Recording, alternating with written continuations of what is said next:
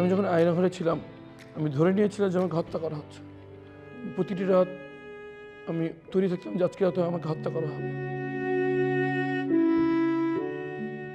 জুলাই বিপ্লবের মাধ্যমে আমি দ্বিতীয় জীবন পেয়েছি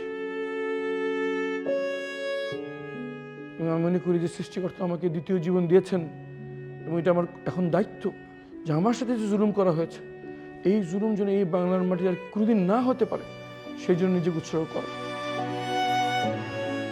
আমি রাজনীতিতে অংশগ্রহণ করার সিদ্ধান্ত নিয়েছি এই জন্য যে আমাদেরকে গুম করা হয়েছিল, ফ্যাসিবাদী শক্তি মনে করেছিল যে আমাদের গুম করে মানুষের স্মৃতি থেকে আমাদেরকে বিলীন করে দেবে।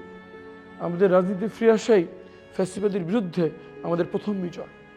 আমাদের দ্বিতীয় বিজয় হবে তখন যখন আমরা এমন একটি সমাজ বিনির্মাণের জন্য কাজ করব যেখানে মানুষের অধিকার এতটাই পবিত্র হবে যে কেউ কোনো দিন তাদের ব্যক্তিগত অধিকার, সামাজিক অধিকার, রাজনৈতিক অধিকার নেওয়ার চিন্তাও কেউ করতে পারবে না। এরকম একটি সমাজ আমরা করতে চাই যেখানে অধিকার হবে সবচেয়ে পবিত্রতম বিষয় এবং যার অধিকার হনন হচ্ছে সে আমার সাথে মত পার্থক্য থাকতে পারে, ধর্মের দিক দিয়ে পার্থক্য থাকতে পারে, আদর্শের দিক দিয়ে ভিন্ন হতে পারে, কিন্তু তার অধিকার যখন ক্ষুণ্ণ হবে তখন আমি এমনভাবে দাঁড়িয়ে যাব যেমন আমার অধিকার ক্ষুণ্ণ হচ্ছে। এমন সমাজ যদি আমরা করতে পারি যে একজনের মানবাধিকার লঙ্ঘন আমাদের সবার মানবাধিকার লঙ্ঘনের মতো আমরা রিয়্যাক্ট করতে পারবো, সে রুখে দাঁড়াতে পারবো, তখনই আমরা অর্জন করবো এমন একটি বাংলাদেশ যেখানে আর কোনোদিন কোনো মানুষের অধিকার হরণ করা কারোর জন্য অসম্ভব হবে না। সেই বাংলাদেশ অর্জন করার জন্যই আমি রাজনীতিতে নেমেছি এবং তরুণদের সাথে নিয়ে একটি ভোট বিপ্লবের মাধ্যমে একটি অংশীদারমূলক, জবাবদিহিতামূলক, ইনসাফ ভিত্তিক বাংলাদেশ গড়ার জন্য আমরা লড়ে যাচ্ছি এবং আমার বিশ্বাস 12 ফেব্রুয়ারি এই নির্বাচনে আপনারা জনগণ পরিবর্তনের পক্ষে রায় দেবে ইনশাআল্লাহ। আমার শৈশব, কৈশোর এবং যৌবনের প্রথম অংশ কেটেছে এই মিরপুরের অলিতে গলিতে, আর যৌবনের বাকি অংশ কেটেছে অন্ধকার আয়নাঘরে।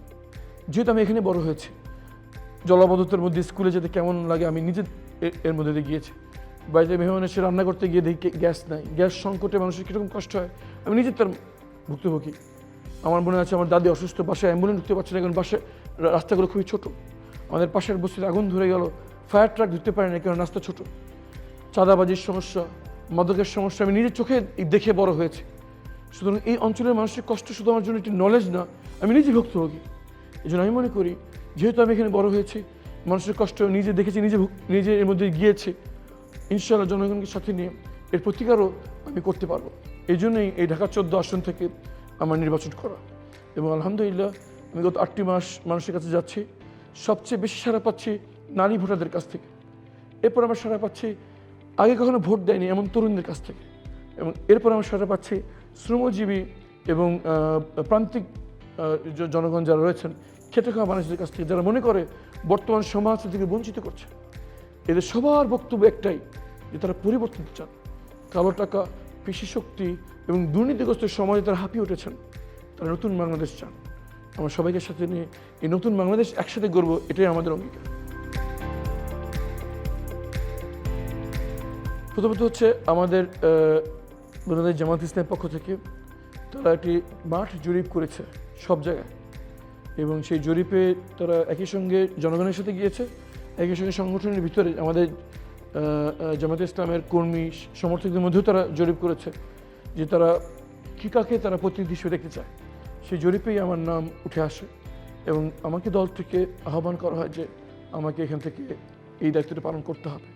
আমি নিজে চিন্তা করিনি, যখন আমাকে জরিপে ফল দেখানো হলো এবং আমাকে আশ্বাস দেওয়া হলো যে এই কাজটা আমাকে করতে হবে, তখন আমি আমাদের দলের সিদ্ধান্তকে সম্মান জানিয়ে, যেহেতু আমি মিরপুরের ছেলে, যেহেতু মিরপুর নিয়ে আমি ছোটকাল থেকে আমি চিন্তা করছি এবং আমি এই মানুষের সমস্যা আমার এমনভাবে চিনি যেমন আমি নিজেকে জানি, আমার কাছে মনে হয়েছে আমি আল্লাহর উপর তাওয়াক্কুল করে আমি যদি মাঠে নেমে যাই হয়তো মানুষের জন্য কিছু করতে পারবো।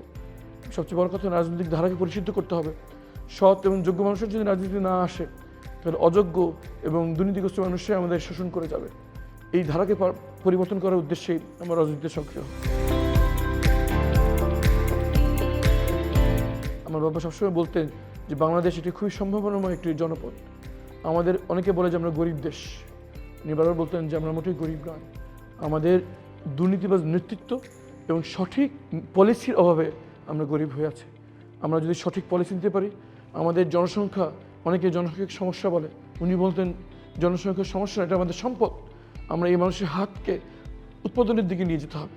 যদি আমাদের এই সঠিক পলিসি গ্রহণ করতে পারি, তাহলে এই সমস্যায় আমাদের সম্পদ হয়ে যাবে। আমার পিতা বাংলাদেশকে নিয়ে অনেক স্বপ্ন দেখতেন, এবং আমি তার এই স্বপ্নর এগিয়ে নিতে চাই। আমি বাংলাদেশকে নিয়ে অনেক বড় স্বপ্ন দেখি, এবং আমি মনে করি যে শুধুমাত্র যে সৎ নেতৃত্ব আমরা পাই, তাহলে আমরা সেই স্বপ্ন আমরা অর্জন করতে পারবো।